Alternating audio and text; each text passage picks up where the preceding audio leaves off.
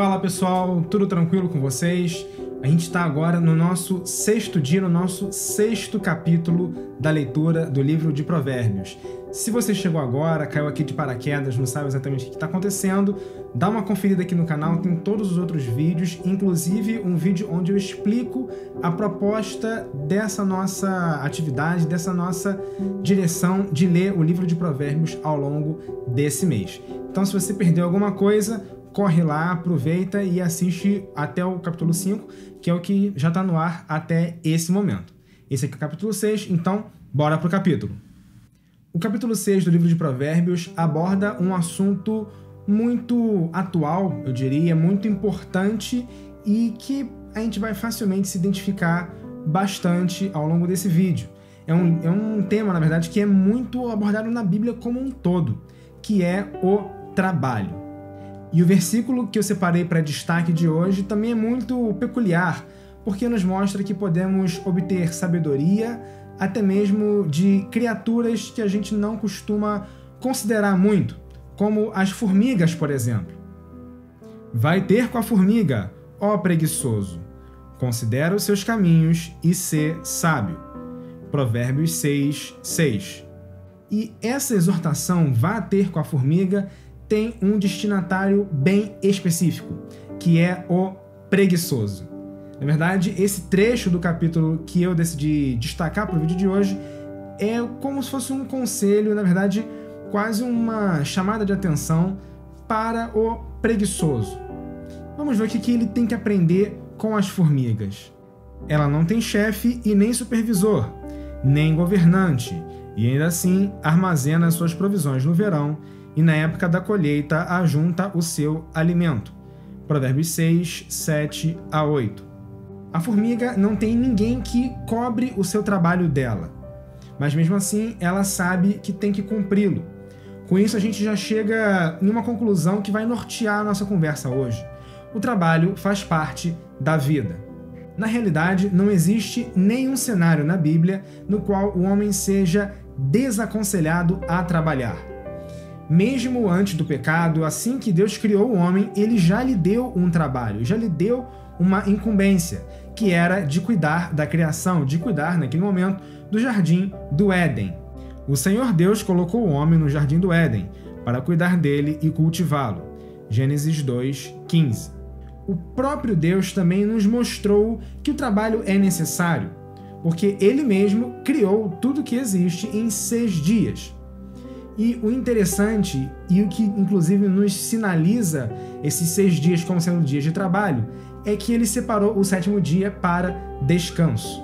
No 7º dia, Deus já havia concluído a obra que realizara, e nesse dia descansou.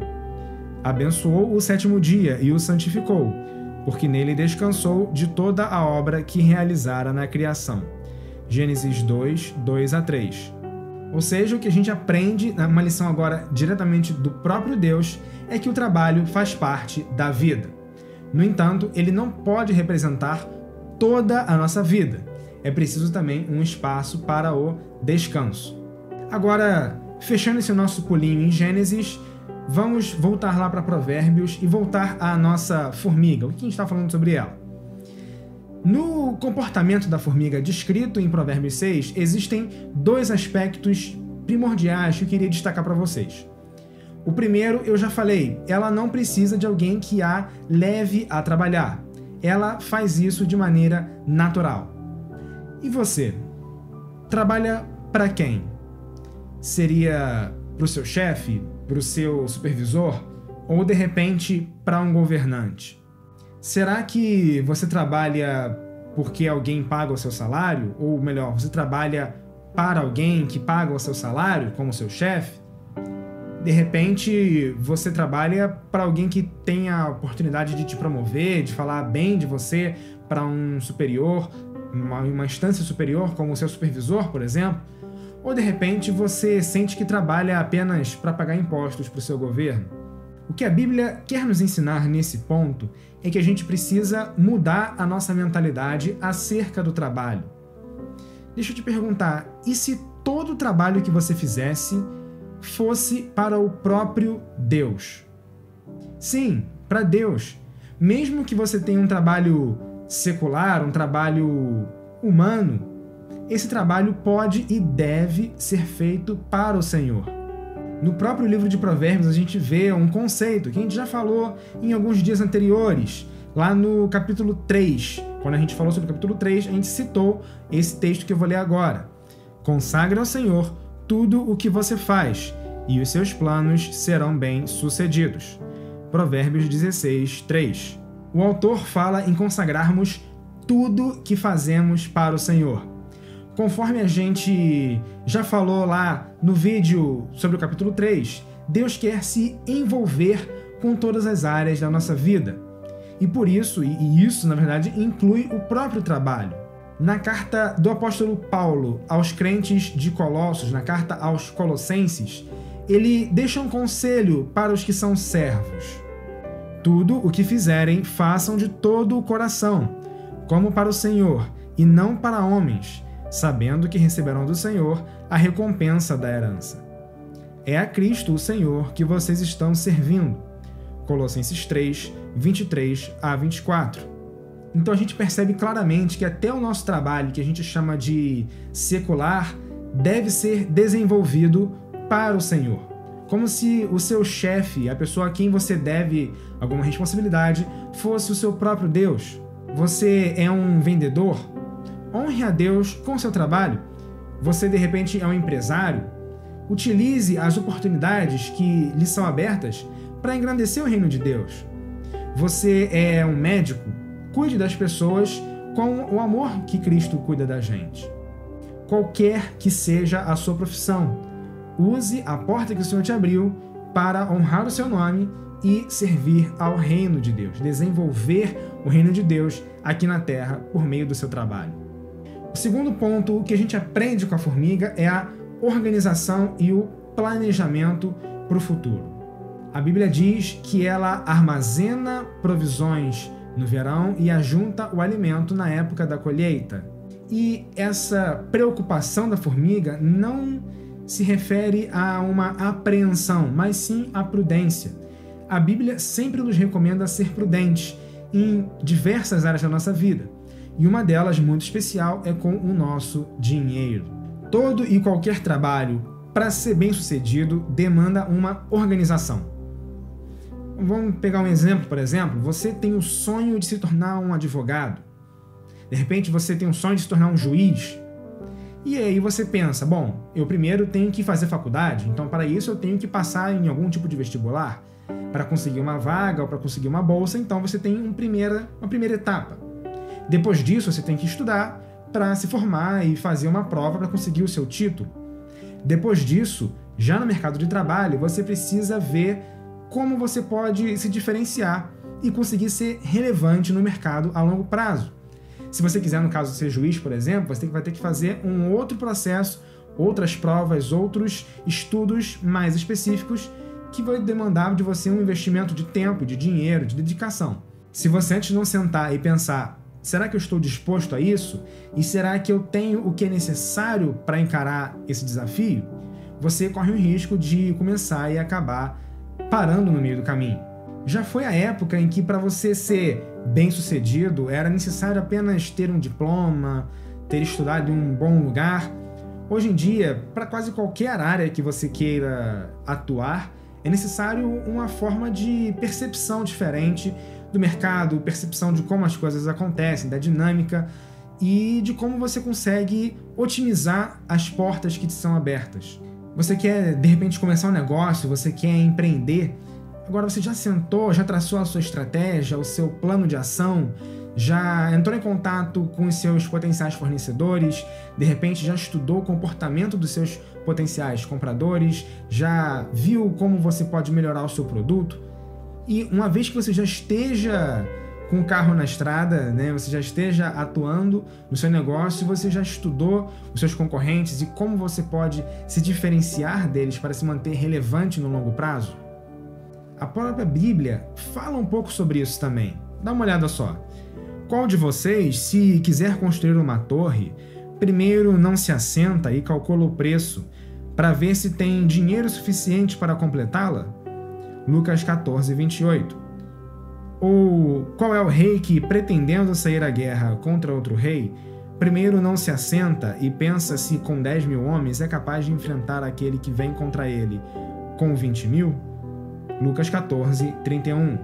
Cara, o que eu quero dizer é que não é porque Deus está do seu lado que as portas vão se abrir de maneira mágica para você. Tudo bem que Deus está sempre ajudando a gente, sempre nos direcionando para como a gente deve agir, inclusive no nosso trabalho, nos nossos investimentos.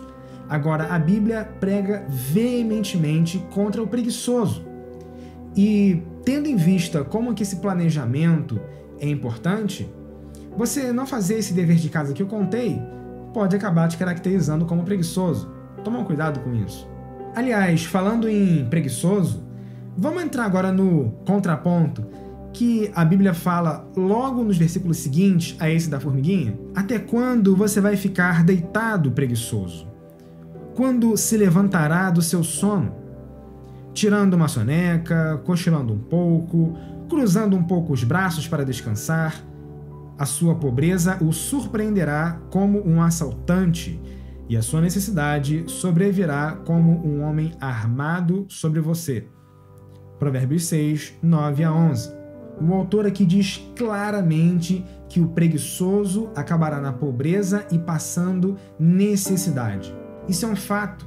Aqueles que tentam enrolar, que tentam viver uma vida mansa, dar um jeitinho de fazer as coisas de uma outra maneira, não vão ser bem-sucedidos. Pelo menos não a longo prazo. É isso que a Bíblia nos ensina.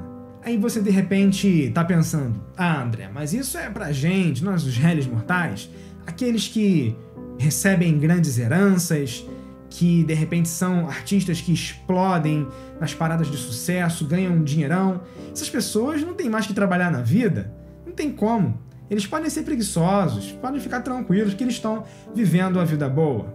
Cara, não tem jeito.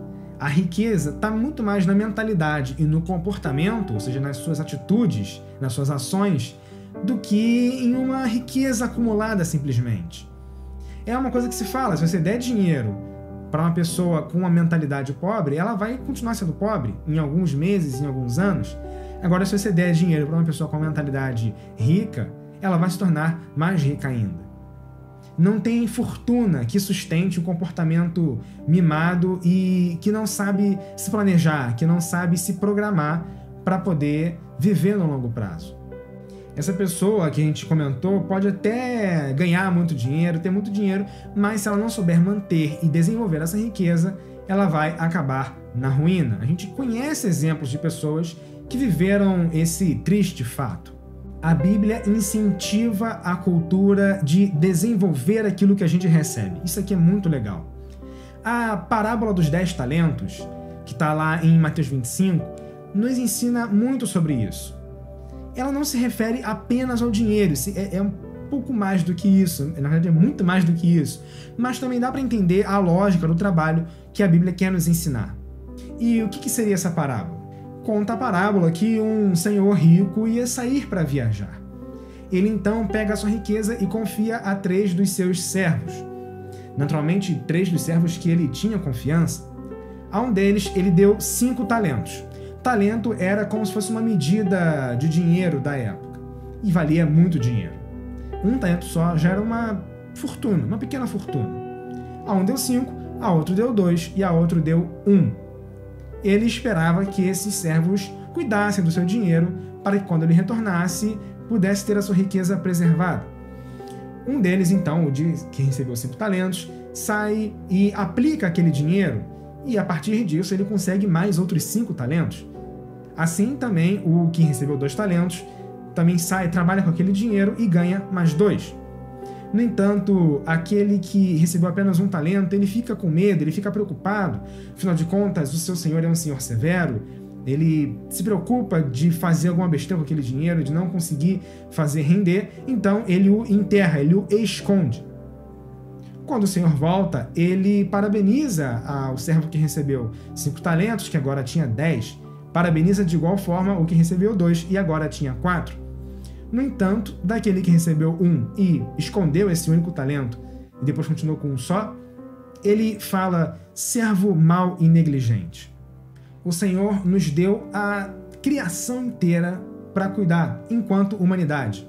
E a cada um de nós, ele deu um pouquinho, de acordo com a nossa capacidade.